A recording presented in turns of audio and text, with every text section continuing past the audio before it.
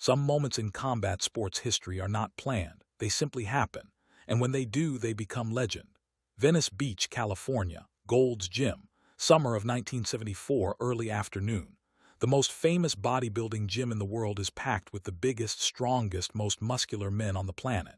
This is the Mecca, the Temple of Iron, where champions are forged and egos are tested. Arnold Schwarzenegger trains here. Ferrigno trains here. Franco Columbu trains here. These are not normal men. These are giants walking mountains of muscle. Men who have dedicated their entire lives to becoming as large and as powerful as humanly possible. The gym smells like sweat and iron and chalk dust. The sound of plates clanging, barbells dropping, men grunting through final reps, heavy metal music playing from speakers mounted in the corners. This is serious business. This is where men come to push their bodies to absolute limits. There is no small talk, no casual conversation, just work, hard, brutal, relentless work. In the corner, using a speed bag, is someone who does not fit.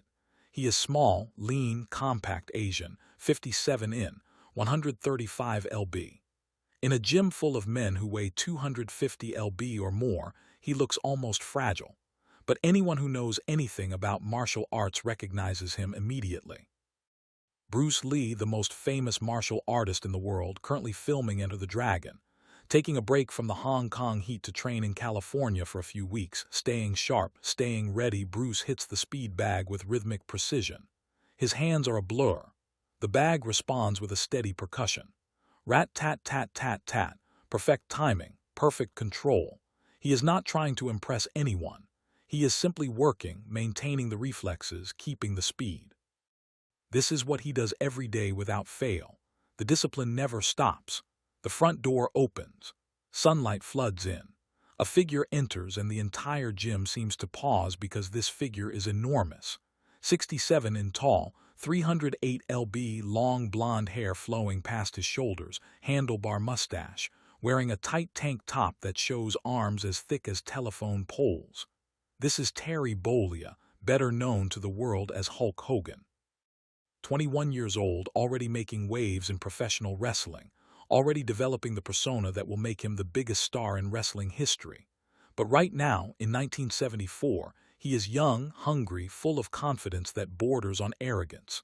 He walks like a man who has never been challenged, never been tested by anyone his size cannot handle. Hulk walks through the gym. Men move aside, not out of fear, out of respect for sheer mass.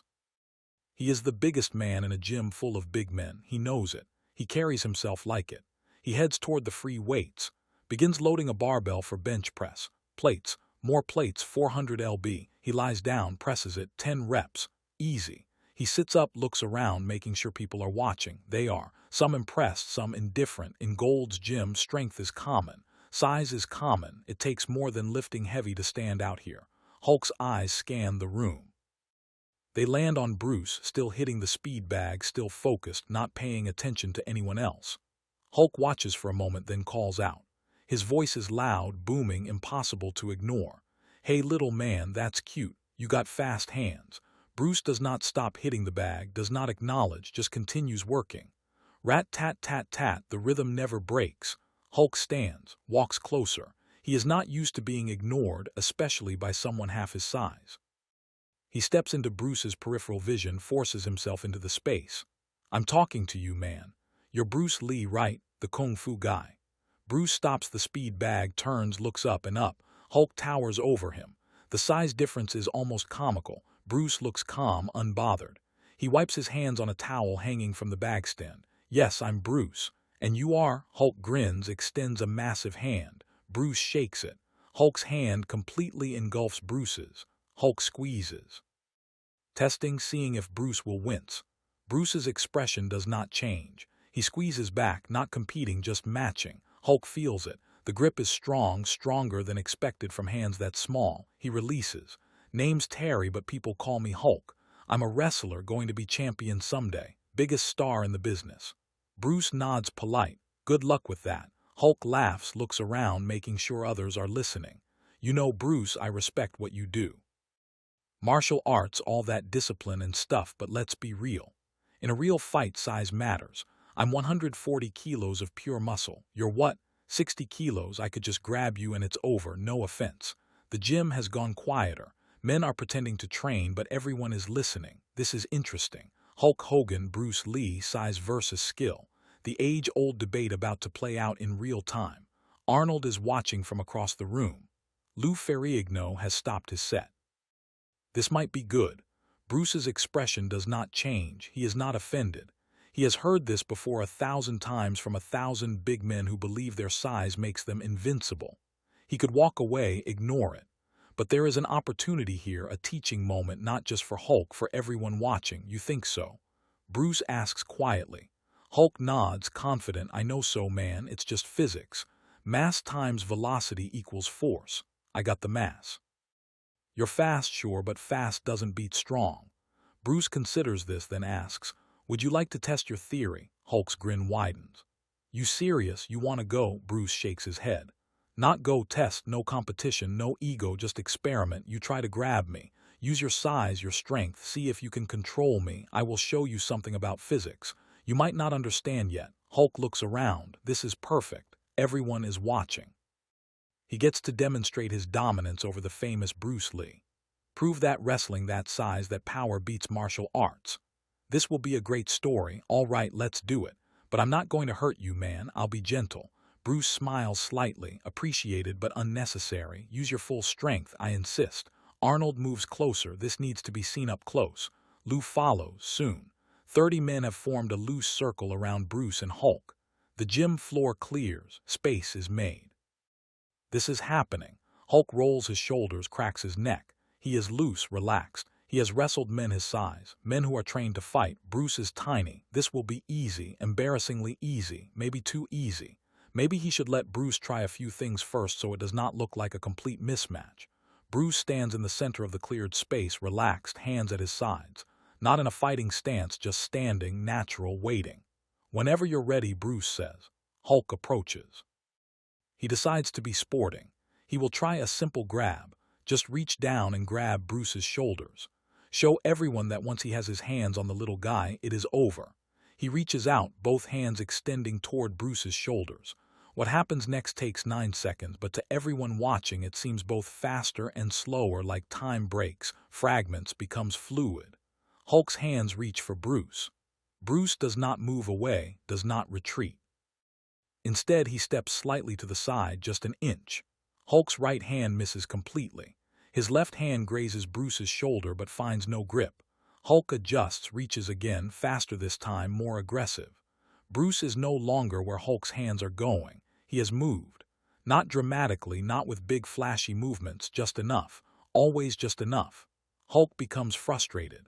He lunges forward, trying to use his size to close the distance, trying to trap Bruce against his body. Bruce's hands move. They touch Hulk's wrists, not grabbing, just touching, guiding, redirecting. Hulk finds himself off balance, his momentum carrying him forward, but Bruce is not there to stop him. He stumbles, catches himself, turns around quickly. Stand still, man, Hulk says, half joking, half serious. Bruce nothing, just waits. Hulk changes tactics. He rushes forward, arms wide, planning to wrap Bruce in a bear hug. Just scoop him up, lift him off the ground. End this. His massive arms spread. He is fast for a big man, faster than most people would expect, but Bruce is faster. As Hulk's arms close, Bruce ducks, drops his center of gravity. Hulk's arms close on air above Bruce's head. And then Bruce moves. His hand strikes out. Not hard, not trying to hurt, just precise. His palm makes contact with Hulk's solar plexus, just below the sternum. The impact is light, a tap, but it is placed perfectly on a nerve cluster, a pressure point that controls the diaphragm. Hulk's breath catches. His eyes go wide. He cannot breathe. For a moment, he panics. His hands go to his chest. He gasps. Bruce steps back, gives him space. 5 seconds pass. Hulk's diaphragm releases. He sucks in air. Oxygen floods his lungs. He staggers, drops to one knee. Not from pain, from shock. From the sensation of suddenly being unable to breathe. From realizing that in those 5 seconds he was completely helpless. Bruce kneels beside him, calm, concerned. Breathe slowly. Deep breaths, it will pass. Hulk breathes, looks at Bruce. The arrogance is gone from his eyes, replaced by confusion, by respect, by the realization that nothing he believed about fighting was accurate. What did you do?" Hulk asks between breaths. Pressure point, solar plexus, temporary diaphragm spasm. Stops breathing for a few seconds. Not dangerous if you stay calm. Very dangerous if you panic. Hulk stands. Bruce stands with him. Hulk looks down at Bruce. At this man who weighs less than half what he weighs, who is shorter by a foot, who just made him drop to his knees with what felt like a gentle tap. "How?" Hulk asks simply. Bruce looks around at the 30 men watching, at Arnold, at Lou, at the other bodybuilders and wrestlers. All of them are big. All of them are strong. All of them are processing what they just saw. "You said mass times velocity equals force." Bruce begins. "That is correct, but there is another equation. Force applied to the right point equals control. I do not need to be stronger than you. I do not need to be bigger than you. I just need to understand structure, understand balance, understand where the body is vulnerable." He gestures to Hulk. "You are very strong. Your muscles are impressive. You could lift me over your head easily, but strength is only useful if you can apply it. I did not let you apply it. I controlled the distance, controlled the angles. When you committed your strength in one direction, I moved. When you overextended, I used your momentum against you. And when I had an opening, I struck one small target, your diaphragm. Not to damage you, just to show you that size is not armor." Hulk listens. Really listens. His pride is wounded, but his mind is open. He came here thinking he understood fighting, because he understood wrestling, because he understood power. But Bruce just showed him that there are levels he never considered, dimensions to combat he never explored. "You could teach me?" Hulk asks quietly. Bruce smiles. "Anyone can learn, but it requires humility, requires accepting that everything you think you know might be wrong." "Can you do that?" Hulk thinks, then nods slowly. "Yeah, I can do that. Will you train me?" Bruce considers Hulk is young, arrogant, but there is something there. Potential, the willingness to learn. That is rare, especially in men who are used to physical dominance. "Come to my school in Los Angeles tomorrow, 6:00 in the morning. If you are serious, you will be there." Hulk nods. "I'll be there." The circle breaks. Men return to their training. The show is over, but what they witnessed will stay with them. Arnold approaches Bruce, shakes his hand. "That was educational," Arnold says with his thick Austrian accent. "I have always believed size is advantage. Maybe I need to reconsider." Bruce shakes his head. Size is an advantage against someone untrained, but against someone who understands leverage and precision, size can become a disadvantage. Bigger target, more mass to move, more momentum to redirect. Everything has strengths. Everything has weaknesses. Arnold nods. Processing. "You make me want to study martial arts." "You should," Bruce says, "not to fight, but to understand your body differently. Bodybuilding gives you size. Martial arts gives you control. Together, that would be formidable." Arnold smiles. "Maybe I will." Bruce returns to the speed bag, begins hitting it again. Rat-tat-tat-tat. The rhythm returns. The gym returns to normal, but something has shifted. The men here, the strongest men in the world, have just been shown that strength is not everything. That there are dimensions to power they never considered. That a 57, 135 lb man can control a 67, 300 lb giant. Not with magic, not with tricks, with knowledge, with precision, with decades of disciplined study. Hulk Hogan stands near the wall watching Bruce work. His chest still feels strange from the strike. His ego is bruised, but something else is happening. A door has opened in his mind. A realization that everything he thought he knew about fighting, about strength, about dominance was incomplete. He has spent years building his body into this massive, powerful machine. But Bruce just showed him that the machine means nothing if it cannot connect, cannot apply its force, cannot adapt to an opponent who understands more. He will show up tomorrow at 6:00 in the morning at Bruce's school. He will train. He will learn. And years later, when he becomes the biggest star in wrestling history, when he headlines WrestleMania and becomes a household name, he will tell interviewers about the day in Gold's Gym when Bruce Lee made him question everything. The day a man half his size taught him that size is not power. Knowledge is power. Control is power. Understanding is power. The story spreads within days. Everyone in the bodybuilding and wrestling world knows Bruce Lee versus Hulk Hogan. 9 seconds, one strike, one lesson. The giant brought to his knees by the master, not through violence, not through ego, through teaching, through demonstration, through showing that real martial arts is not about fighting.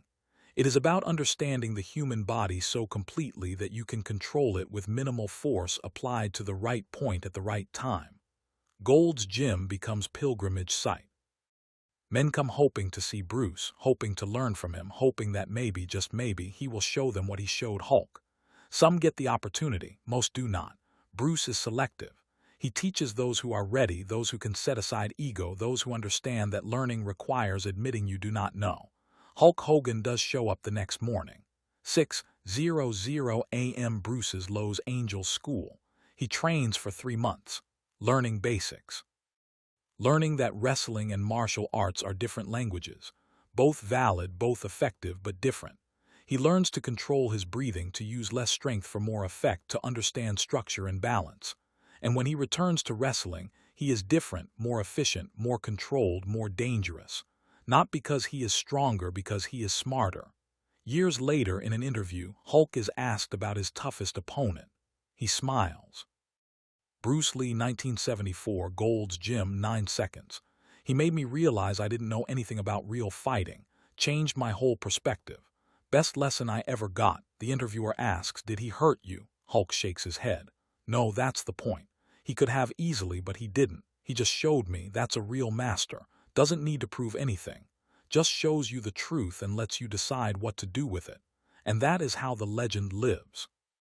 Not as a fight, not as a victory, but as a lesson. The day one of the biggest men in the world learned that size means nothing against someone who truly understands combat. The day 9 seconds changed a young wrestler's entire worldview. The day Bruce Lee taught without teaching, demonstrated without dominating, and left everyone who watched knowing they had witnessed something they would never forget.